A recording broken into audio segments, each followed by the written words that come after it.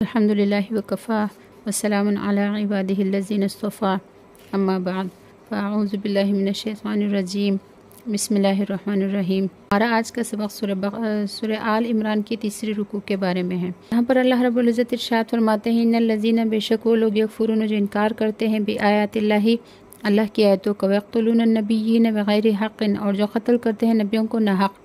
ویقتلون الذین اور قتل کرتے ہیں ان لوگوں کو یامرون جو حکم دیتے ہیں بالقسط انصاف کا من الناس لوگوں میں سے،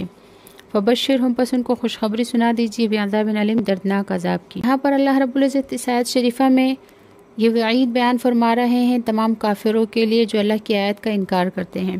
جن میں یہود و نصارہ بھی داخل ہے، اور خاص کر یہودیوں کا ذکر فرمایا کہ وہ نبیوں کو ناحق قتل کرتے رہے ہیں۔ جن یہودیوں نے حضرات انبیاء علیہ السلام کو قتل کیا وہ تو قاتل تھے ہی، اور جو یہودی نبی اکرم صلی اللہ علیہ وسلم کے زمانے میں تھے وہ بھی چونکہ اپنے اسلاف کی حرکتوں سے بیزار نہیں تھے، اس لیے ان کی طرف بھی قتل کا اسناد کیا گیا۔ جن لوگوں کا ذکر بھی فرمایا جو ایسے حضرات کو قتل کرتے رہے جو انصاف کا حکم کرتے تھے۔ جن لوگوں نے حضرات انبیاء علیہ السلام کو قتل کیا ان سے کوئی بعید نہیں کہ ان امتیوں کو قتل کرے جو امر بالمعروف اور نہی عن المنکر کرتے رہیں۔ دور میں بھی لوگ اہل حق اور اہل عدل کے قتل کے پیچھے پڑے رہتے ہیں۔ ان سب لوگوں کے بارے میں یہاں پر فرما دیا کہ فبشرہم بعذاب علیم کہ ان کو دردناک عذاب کی خوشخبری سنا دو۔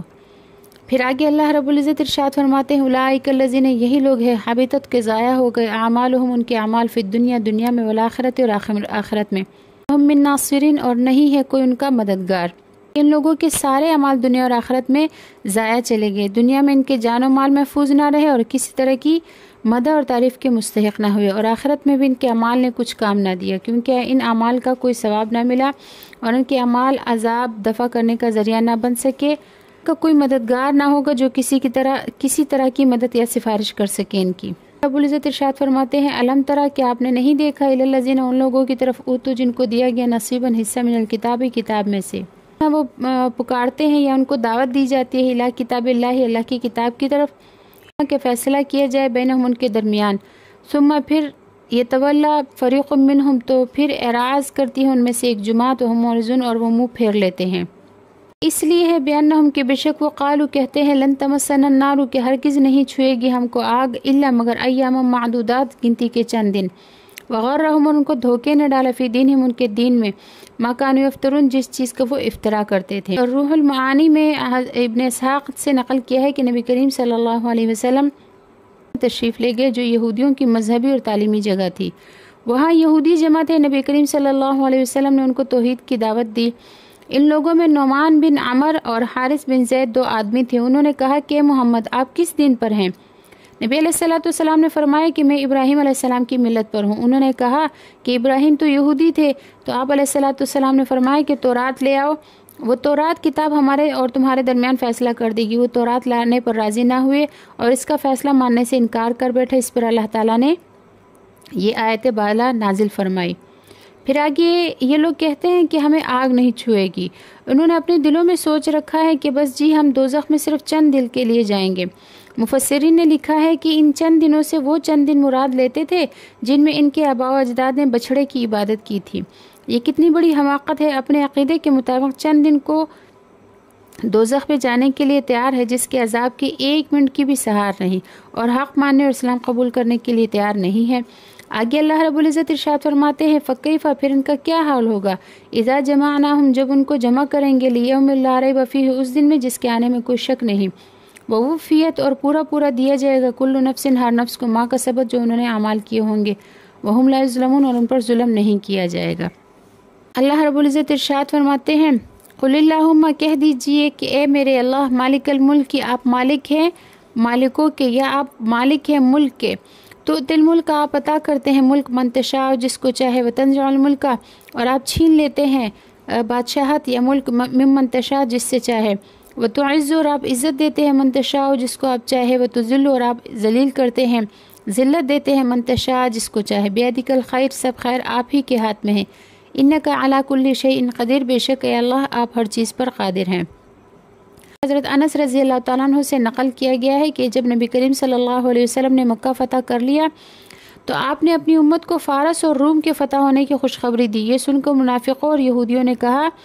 کیا جی انہیں فارس اور روم کیسے مل جائیں گے؟ وہ تو بڑے غلبہ والے اور قوت والے لوگ ہیں۔ کیا محمد کو یہ کافی نہیں کہ مکہ اور مدینہ مل گیا ہے؟ اسی پر بس نہیں کرتے جو آگے بڑھ کر روم اور فارس کے بارے میں بھی لالچ کر رہے ہیں؟ تو اس پر اللہ رب العزت نے آیت بالا نازل فرمائی اور نبی علیہ الصلوۃ والسلام کو خطاب فرمایا کہ آپ اللہ تعالیٰ کی بارگاہ میں یوں دعا کرے کہ اے اللہ آپ بادشاہ ہیں بادشاہوں کے، آپ جس سے چاہے بادشاہت دے اور جس سے چاہے چھین لے، اور جس سے چاہے عزت دے اور جس سے چاہے عزت چھین لے، اس کو ذلیل کر دے۔ تو اس میں دعا بھی ہے اور منافقین اور یہودیوں پر تعریض بھی ہے کہ اللہ بادشاہوں کا بادشاہ ہے، اللہ تعالیٰ ملک کا بادشاہ ہے، وہ جسے چاہے بادشاہت دے سکتا ہے اور جس سے چاہے چھین سکتا ہے۔ اسی اللہ نے مدینہ سے یہودیوں کا اقتدار ختم فرمایا اور مکہ معظمہ سے قریش کے اقتدار ختم فرما کر ان دونوں شہر اور ان کے ملحقات نبی کریم صلی اللہ علیہ وسلم اور آپ صلی اللہ علیہ وسلم کے ساتھیوں کو عطا فرما دیے۔ یہ حضرات بے سر و سامان تھے، ان کو اصحاب مال اور اصحاب شوکت پر غلبہ دیا اور فتح عطا فرمائی۔ اللہ ہی نے روم اور فارس کو اقتدار دیا ہے، وہ ان سے چھین کر ان کے ملکوں کا اقتدار نبی کریم صلی اللہ علیہ وسلم اور آپ کی امت کو دے سکتا ہے۔ یہ لوگ فارس اور روم کی شان و شوکت اور کروفر کو دیکھتے ہیں اور اللہ تعالیٰ کی قدرت کو نہیں دیکھتے۔ جس نے ان کو اقتدار دیا ہے وہ اقتدار دے سکتا ہے، وہ اقتدار لے بھی سکتا ہے۔ بادشاہت کا دینا اور چھین لینا، عزت دینا اور ذلت دینا سب اللہ ہی کے قبضہ قدرت میں ہے۔ پھر آگے اللہ رب العزت اپنی قدرت ظاہر بیان فرماتے ہیں۔ اللہ رب العزت ارشاد فرماتے ہیں تولج اللیل، آپ داخل کرتے ہیں رات کو، فی النہار دن میں، وتولج النہار، اور آپ داخل کرتے ہیں دن کو، فی اللیل رات میں، وتخرج الحی، اور آپ نکالتے ہیں زندہ کو، من المیت مردے میں سے، وتخرج المیت من الحی، اور آپ نکالتے ہیں مردہ کو زندہ میں سے، وترزق من تشاء بغیر حساب، اے اللہ آپ جس کو چاہے بے حساب رزق دیتے ہیں۔ ظاہر جو نظروں کے سامنے ہے ان کو بیان فرماتے ہوئے اللہ تعالیٰ نے ارشاد فرمایا کہ اللہ تعالیٰ رات کو دن میں اور دن کو رات میں داخل فرماتا ہے، کبھی رات بڑی کبھی دن بڑا، پورے عالم میں اس کے مظاہرے ہوتے رہتے ہیں۔ کہیں رات دن کے اوقات میں 4-5 گھنٹے کا فرق ہوتا ہے اور کہیں 15-16 گھنٹے یا اس سے بھی زیادہ کا فرق ہو جاتا ہے۔ یہ نظام جو اللہ تعالیٰ نے مقرر فرمایا ہے کسی بھی مخلوق کو قدرت نہیں کہ اس کے خلاف کر سکے۔ نیز یہاں پر یہ بھی فرمایا کہ اللہ تعالیٰ زندہ کو مردہ سے اور مردہ کو زندہ سے نکالتا ہے۔ مفسرین نے اس کی شرح میں فرمایا ہے کہ نطفہ جو بے جان ہے اس سے زندہ حیوان نکالتا ہے اور زندہ حیوان سے نطفہ نکالتا ہے جو بے جان ہے۔ اور بعض حضرات نے اس کی مثال بچے اور انڈے سے دی ہے کہ چوزے کو انڈے سے اور انڈے کو پرندے سے نکالتا ہے۔ اس کا ایک اور معنی بتایا اور وہ یہ کہ مومن کو کافر سے اور کافر کو مومن سے نکالتا ہے، یعنی مومن کی اولاد کافر اور کافر کی اولاد مومن ہوتی ہے، مومن زندہ ہے اور کافر مردہ ہے۔ آگے اللہ رب العزت ارشاد فرماتے ہیں لا يتخذ المؤمنین الکافرین اولیاء من دون المؤمنین، کہ یہ مومن جو ہے یہ کافروں کو دوست نہ بنائے مومنوں کو چھوڑ کر، یعنی ایسا نہ کرے یہ کافر کہ یہ مومنوں کو چھوڑ کر کافروں سے دوستی کرنے لگے، ایسا نہ کرے۔ ومن یفعل ذلک، اور جو اس طرح کرے گا فلیس من اللہ فی شیء، تو اللہ کی شمار میں نہیں ہے۔ ہم تقاہ، مگر یہ کہ ان سے دشمنوں سے ایسے ڈرے جیسے ان سے بچاؤ کرنے کا حق ہے، یعنی دشمنوں سے کچھ بچاؤ کرنا ہو تو اس حالت میں ٹھیک ہے۔ وَيُحَذِّرُكُمُ اللَّهُ نَفْسَهُ، اور اللہ تعالیٰ تم کو ڈراتا ہے اپنے نفس سے، وَإِلَى اللَّهِ الْمَصِيرُ، اور اللہ ہی کی طرف لوٹ کر جانا ہے۔ انہوں سے نقل کیا ہے کہ ان مذکورہ بالا آیت حضرت عبداللہ بن ابی اور اس کے ساتھیوں کے بارے میں نازل ہوئی۔ یہ لوگ ظاہر میں مومن ہونے کا دعویٰ کرتے تھے اور دل سے کافر تھے، یہودیوں سے اور مشرکوں سے دوستی رکھتے تھے اور ان کو مسلمانوں کی خبریں پہنچاتے تھے اور یہ امید باندھے ہوئے تھے کہ نبی کریم صلی اللہ علیہ وسلم کے مقابلہ میں یہودی اور مشرکین غلبہ پا لیں گے اور فتح یاب ہو جائیں گے۔ اس پر اللہ تعالیٰ نے یہ آیت نازل فرمائی اور مومنین کو مانا فرما دیا کہ ان لوگوں کی طرح عمل نہ کرے اور کافروں کی دوستی سے پرہیز کرے، اپنی دوستی صرف مسلمانوں سے رکھے۔ عنہ سے یہ بھی نقل کیا ہے کہ چند یہودی بعض انصار سے تعلق رکھتے تھے اور ان کا اندرونی مقصد یہ تھا کہ ان کو دین اسلام سے پھیر دیں۔ بعض صحابہ رضوان اللہ علیہم اجمعین نے ان انصاریوں کو ان یہودیوں کی دوستی سے منع کیا، ان لوگوں نے نہ مانا اور ان کے ساتھ گھلنا ملنا جاری رکھا، تو اللہ جل شانہ نے آیت بالا نازل فرمائے اور دشمنان دین کی دوستی سے منع فرما دیا ہے کہ آیات قرآنیہ میں کافروں سے قلبی دوستی کی ممانعت فرمائی ہے، مواسات اور مدارات کی ممانعت نہیں ہے۔ خوش خلقی سے پیش آنا، مہمانی کے طور پر کچھ کھلانا پلانا، دفتروں میں ان کے ساتھ ملازمتیں کرنا، تجارتی معاملات کرنا اس کی ممانعت نہیں ہے، البتہ جو کفار دارالحرب کے ہوں اور مسلمانوں سے برسر پیکار ہوں ان سے کسی قسم کا تعاون نہ کیا جائے اور معاملات میں بھی شرعی اصول کے موافق جائز یا ناجائز کا خیال رکھا جائے۔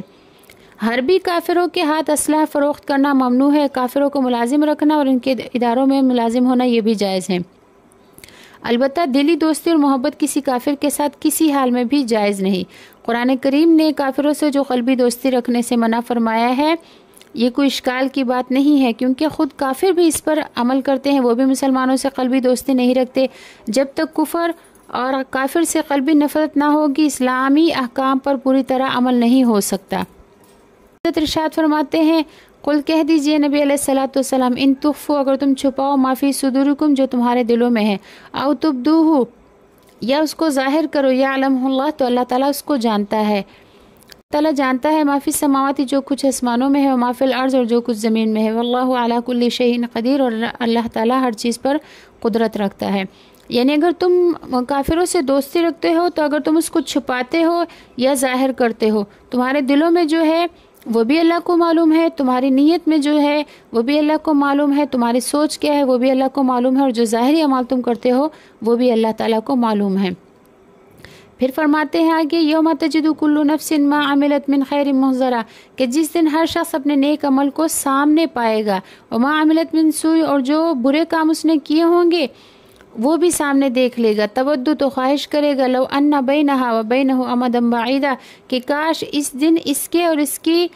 جو برے اعمال ہے اس کے درمیان بہت دور کی مسافت ہو جائے۔ ویحذرکم اللہ نفسہ اور اللہ تعالیٰ تم کو اپنے آپ سے ڈراتا ہے، واللہ اللہ تعالیٰ رؤوف بالعباد اللہ تعالیٰ رؤوف بالعباد اللہ تعالیٰ مہربان ہے اپنے بندوں پر۔ یہاں پر قیامت کے دن کا ایک منظر بتایا اور وہ یہ کہ دنیا میں جس شخص نے بھی جو بھی عمل کیا ہوگا خیر کا یا شر کا ہو وہ اسے وہاں اپنے سامنے حاضر کیا ہوا پالے گا۔ انسان کی یہ تمنا ہوگی کہ کاش یہ دن نہ ہوتا جس میں اعمال پیش ہوئے، میرے اور اس دن کے درمیان بہت بڑی مسافت حائل ہوتی، لہٰذا اس دن سے پہلے ہی ہر شخص کو اپنے اعمال درست کر لینا اور اعمال صالحہ کی فکر کر لینا لازم ہے، کیونکہ برے عمل کا برا انجام ہے۔ اللہ رب العزت ہمیں نیک اعمال کرنے کی توفیق عطا فرمائے اور دن آنے سے پہلے ہمیں اس دن کی تیاری کرنے کی توفیق عطا فرمائے۔ وآخر دعوانا الحمد للہ رب العالمین۔ السلام علیکم ورحمۃ اللہ وبرکاتہ۔